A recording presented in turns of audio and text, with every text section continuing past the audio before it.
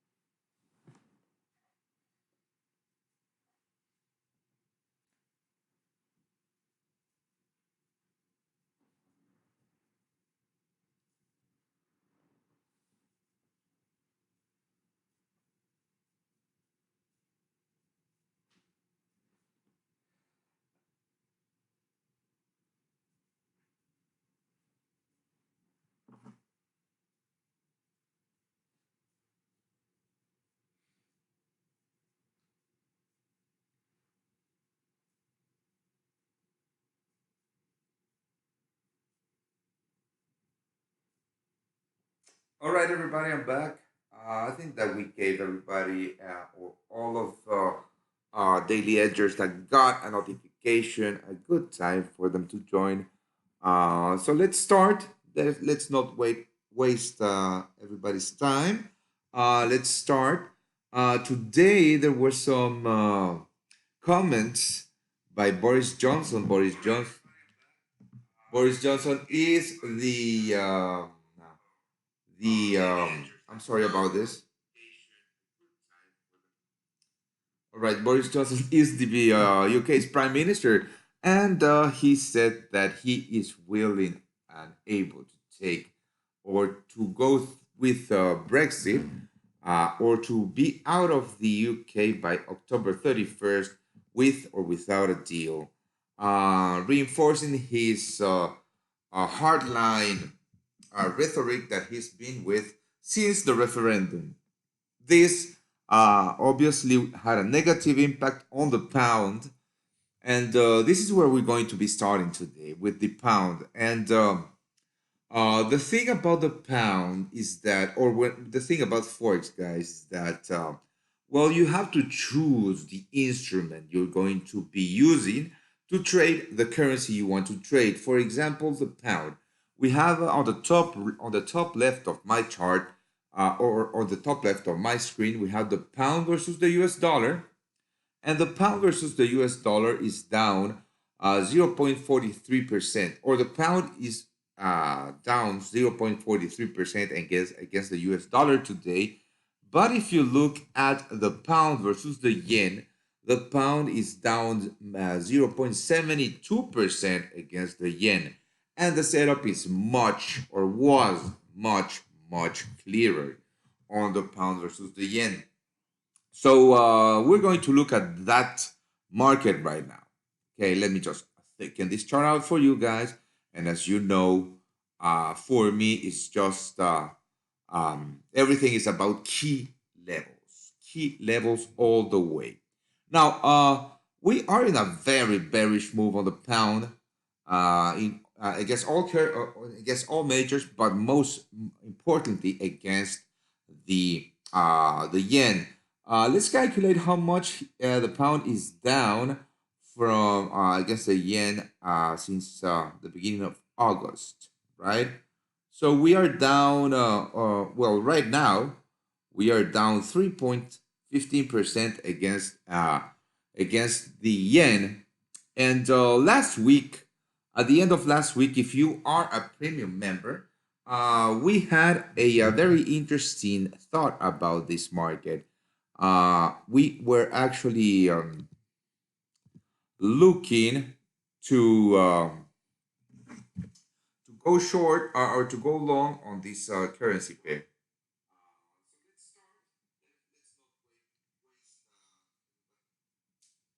So let's continue with this. I think well, yeah.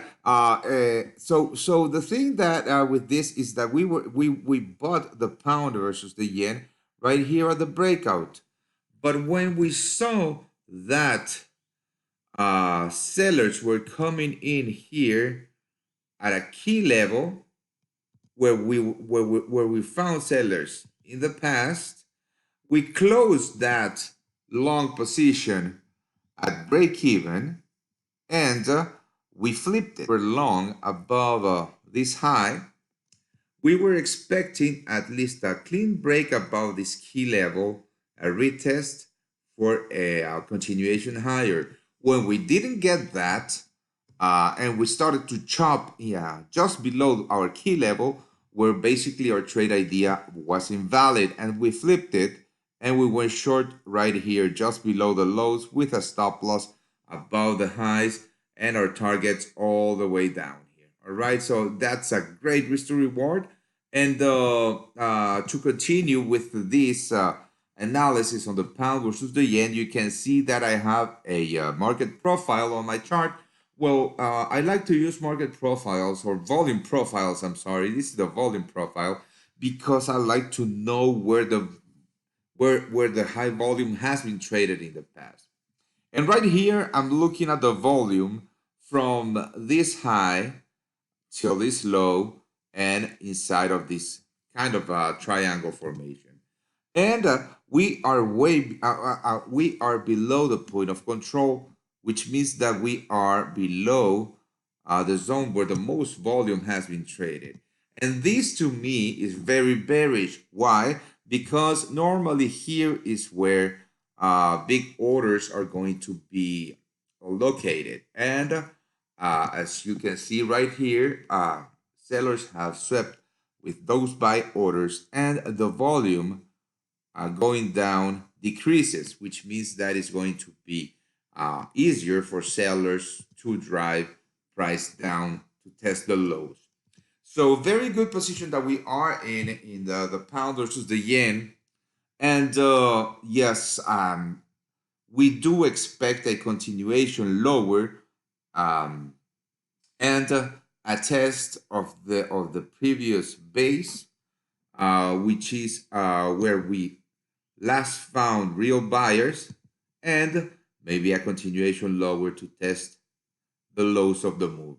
So this is my thought on the GBP versus the US. I'm sorry, the pound versus the Japanese yen, and I'm going to have a look also at the pound versus the US dollar because I think that some of you might be um, short this market instead of the pound versus the yen. So again, I have this volume profile, and the setup on the pound versus the dollar was very clear too.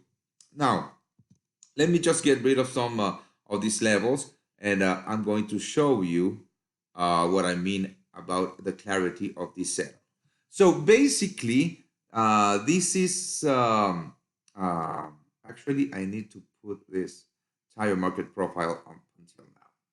Okay, so basically what we have here is the same setup.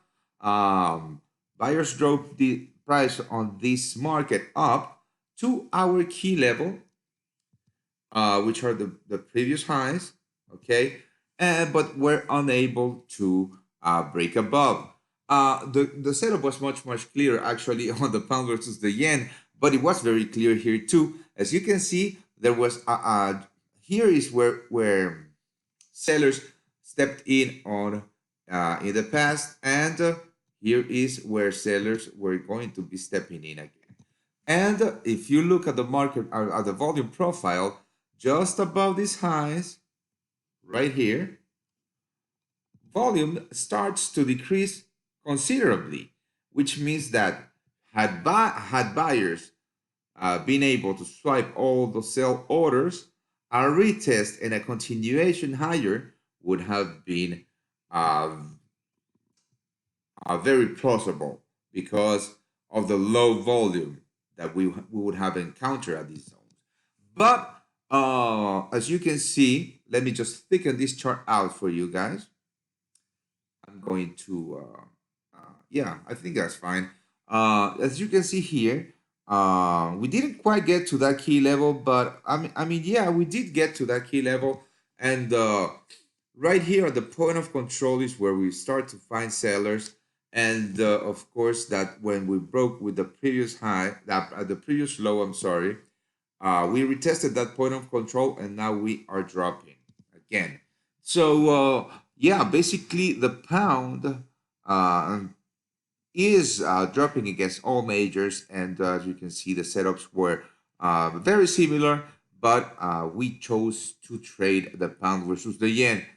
Again, just a little bit of information if you guys trade currencies, and if you guys are well, if you guys trade currencies, and for example, if like today there's quite a few setups on different pound uh, currency pairs, just choose one, because if you start trading them all, that would mean that you're going to be very heavy on the pound, and if by any reason uh, the pound starts to rally, then you're going to get stopped out on all of your positions. And that would mean that if you risk 1% per trade, you're going to be, in this case, down 2%, just and not just 1%. So this has to be part of your risk management rules to choose the right instrument to trade. Now let's continue. Let's have a look at gold. If you are a premium member, you already know that I love trading gold. I think it's a phenomenal market with loads and loads of opportunities uh, at any time of the year. So basically, yeah, we are in a very, very strong bullish market in gold, guys. And well, last week we saw gold topping right here at the 1530. And again, if you are a daily edger or a premium subscriber, you already know that the 1530 is a big, big level for us because it's a previous base, a previous historic base date, I mean, that held for a couple of, I think, for a year and a half back in 2011, right before we dropped all the way down to 1100, I think. But in any case, let me thicken this chart out for you guys again. Um, there's a lot of levels going on here. I mean, there's a lot of levels pointed out here on my chart, but I'm going to explain them all for you. All right. So yeah, as you can see, when we hit that 1530 level, bam, we had sellers instantly move price down. Yeah, very important historic base, and we already knew that these were very important bullish targets, and of course that because that was a very important historic base, we were going to have buyers, well, just taking profits there. And well, when price came all the way up there again, didn't quite get there. We tried to short last week, and we did short gold, but when we had this bullish reaction right here today, and we broke with the previous highs, we decided to close our short position with a nice 850 tick profit. But where do I see price going? Okay, now yeah, we just broke with this kind of very choppy wedge formation, which could be actually be seen as a continuation. All right. If we go from this low to the high, we start trading inside of this wedge formation, and yeah, this could be seen as a continuation pattern, okay? And more importantly, because we are above the point of control, and as you can see again, below the point of control, the volume decreases very drastically. So buyers are in control of this market, and we are range bound, in my opinion. Okay, in my opinion, we are range bound, but I favor the upside just because of this big bullish market that we are in right now. Let's put on some Fibonacci retracement levels, and I want to see which level we are or we just got through right here. I think that might be the 76.4, and that's exact. And if you are long, well, excellent for you. That's a great position that you are in. We, on the other hand, are flat because we were short, and we made some profits on this pullback. But this was a pullback, and the real move is to the upside. That's why I favor the upside. And what we're going to be doing, we're going to be looking at this level right here when we hit it, because I do think that we are going to be hitting it. Oops. Why don't you please bear with me? I'm going to go grab my computer charger. I will be right back with you in just a minute, guys.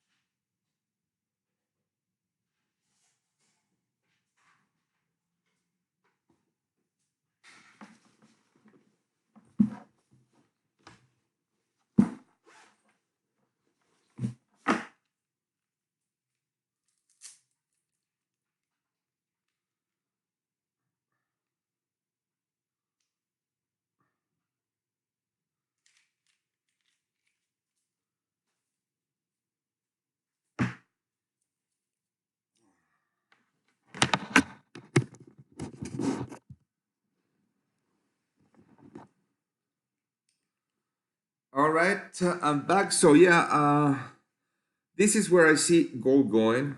Again, if you have any questions, just shoot them on the chat. Uh, Hello, Prakash.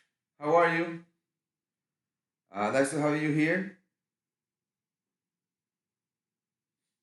So let's continue. Let's continue. Let's have a look. Bullish structure that the US dollar is trading in. Again, we are in a very bullish move. Even though we made this low right here, you can see that the real lower low would have been a break below these levels. We didn't even quite get there. So yeah, this is a very bullish move. And the level to be watching is the 98.80 right here. This is the level that we are going to be looking at for the US dollar. And in my opinion, it is very foolish to short the US dollar, or to even think about going short on the US dollar with a clear break above this yellow range. This is where the fight between buyers and sellers was really going on, when we were chopping inside of this range. But after that, you can see that we broke to the upside, and we are on our way to test that 98.80 level. So and the thing about that is, even though the US dollar is rallying, uh, gold is not dropping. So the correlation has been not present between the US dollar and gold. But when the US dollar dips, uh, gold really reacts on a bullish tone. So, well, just to make clear, I am still bullish on the US dollar, and we are going to be looking at that. Sorry, at that 98.80 level for a possible reaction. I don't think we're going to be getting there today, but by the midweek, maybe Thursday, we're going to be looking at that possibility. So what else? Let's have a look at well, the US dollar versus the Swiss franc. Very interesting, the US dollar versus the Swiss franc. We were looking at these levels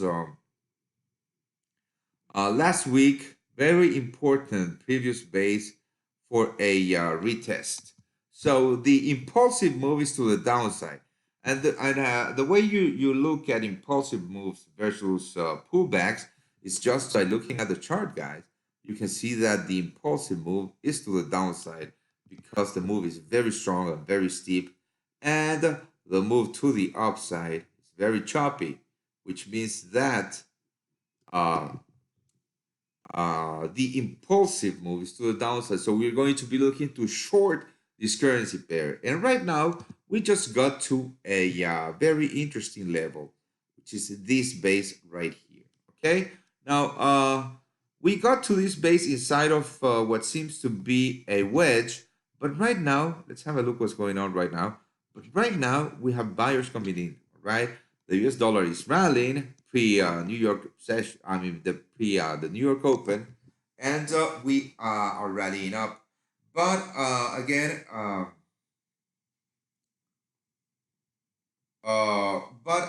yeah. Hey Prakash, so you work in banking. That's good for you, and we are also very happy to have you here. So basically, yeah, the US dollar is rallying, but our short bias remains below that 98.20 level. Okay, that 98.20 level, which is right above the previous highs, and the retest of this base is the level to be watching, in our opinion, for a uh, short-term bias change. That means that if we break above, we might see price rallying. Okay, but for the time being, the short bias is still in play on that currency pair. Let's have a look at the E-mini S&P 500. Even though if we don't trade it, okay, um, well, constantly. Okay, we're more of a currency traders, but I do think that it's that we need to be looking at global markets, global equity markets, because it's very representative of investor bias. So the E-mini S&P 500 is at a very important level right here. Okay, so last week we were looking at this exact level. Okay, we dipped all the way to the lows at around 27.80, and here is where we found buyers, sellers once, sellers twice, and this is where we might find sellers again. Okay, let's put on a volume profile with a fixed range just to see where the actual high volume is being traded. And as you can see, if we calculate the volume, and I mean, I'm doing this with you guys because this is actually the first time that I put on the volume profile today on the E-mini S&P 500. So if we calculate the volume of this range, you can see that we are where the heavy volume is being traded. This is the point of control. The actual point of control is at around the 29, around the 29, 26.75 to 26, I'm sorry, to 29.27. So here is the point of control, and I do think that this is a very juicy risk to reward scenario. Meaning that, I mean, if we break, let me just thicken this out for you guys because we just want to be looking at this range right here. Okay. Now, what I'm saying that this might be a juicy short opportunity because I mean, if we break with these lows right here, I mean, that will mean that we have rejected the previous highs. We have rejected a very important level, and we have rejected the point of control. And if we have rejected the point of control, it means that buyers were unable to swipe all the sales orders for a continuation higher, which means that sellers are in control, and we should be looking to short the E-mini S&P 500. And again, if we break above the previous highs and above, meaning this, to look for our first targets around these levels, second targets around these levels. Why these levels? Because of this volume right here. All right. So very nice risk to reward scenario on this trade idea. Okay, have at it if you like it. But I mean, this is how I see this market. If I don't see buyers coming in, then I mean sellers are still in control, even though we've had some rallies the past week. But you can see that the explosive moves to the downside are more uh, are heavier than the moves to the upside. So this is what I'm looking at when I see the E-mini S&P 500. If you have any questions, again, just put it on the chat.